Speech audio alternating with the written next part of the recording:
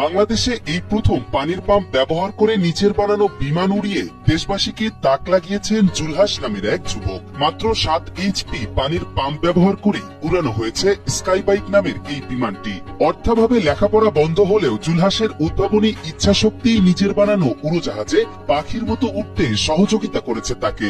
আমি 2014 সালে SSC pass করি। এসএসসি পাস করার পর আমার আর্থিক সমস্যার কারণে পড়ালেখা বন্ধ হয়ে যায়। আমি আর পুরো পড়তে পারি নাই। 4 বছরের অক্লান্ত পরিশ্রমে মাত্র 1.5 লক্ষ টাকা ব্যয় করে তৈরি করেছেন এই বিমানটি।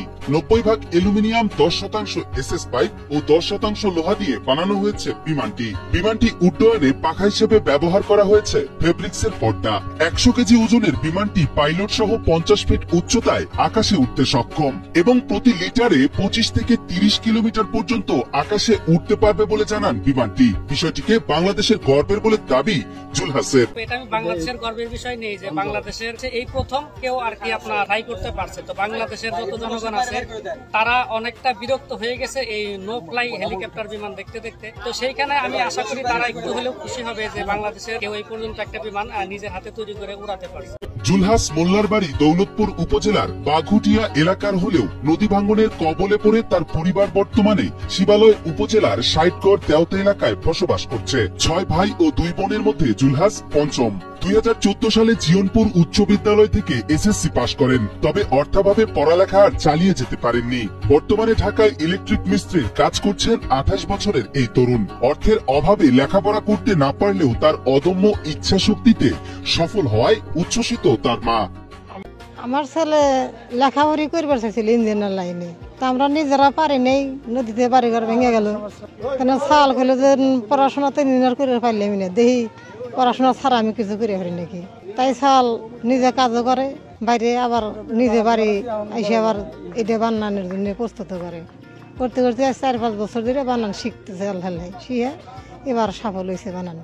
বিজ্ঞান ভিত্তিক পড়াশোনা ছাড়াই প্রত্যন্ত গ্রামে জুলহাসের এমন উদ্ভাবনে গর্বিত এলাকাবাসী। একজন স্বল্প শিক্ষিত একটা যুবক এ যে একটি হেলিকপ্টার অথবা প্লেন যাই কিছু বানিয়েছে, এটা বানিয়ে আসলে সে সত্যিকার অর্থেই অসাধারণ একটি কর্ম তিনি করেছেন। সরকারি কিংবা বেসরকারি সহযোগিতা পেলে তার এই প্রচেষ্টা দেশের কাজে লাগবে, এমনটাই প্রত্যাশা এলাকাবাসীর। শিক্ষিত একটা ছেলে হিসাবে ও যে কাজটা করেছে, আমি আসলে ওর উজ্জ্বল ভবিষ্যৎ দেখতে পাচ্ছি। সরকার যদি ওর পাশে দাঁড়ায় বা কোনো সংস্থা যদি ওর পাশে দাঁড়ায়, আশা করি ও এটা একটা ভালো রেজাল্টের দিকে নিয়ে যেতে পারবে। এই জুলহাসকে যদি সরকারি ভাবে যদি পৃষ্ঠপোষকতা করা হয়, তাহলে তাকে সার্বিক সহযোগিতা করলে তার যে মেধা, এই মেধাটাকে কাজে লাগালে বাংলাদেশ উপকৃত হবে। জুলহাসের এমন উদ্ভাবন দেখতে ছুটে এসেছেন জেলা প্রশাসক। তার এই উদ্যোগ বাংলাদেশের জন্য অভাবনীয় সাফল্য বলে জানালেন তিনি। তার গবেষণার কাজে সরকারি সহযোগিতার আশ্বাসও জানান জেলা প্রশাসক ডক্টর মনোয়ার হোসেন মোল্লা। আমাদের কাছে মনে হয়েছে যে একটা অভাবনীয় সাফল্য। আপনারা জানেন যে যেই ইঞ্জিনটা দিয়ে তৈরি করা হয়েছে, এটা এই ইঞ্জিনটা আসলে এভিয়েশনের ইঞ্জিন, পানির পাম্পের ইঞ্জিন। তারপরও এই ইঞ্জিন দিয়ে আপনার বিমান উড়ানো বা আরো অন্যান্য বিষয় আছে, বিশেষ করে ব্যালেন্সের বিষয় আছে, অ্যারোডাইনামিক্সের কিছু বিষয় আছে।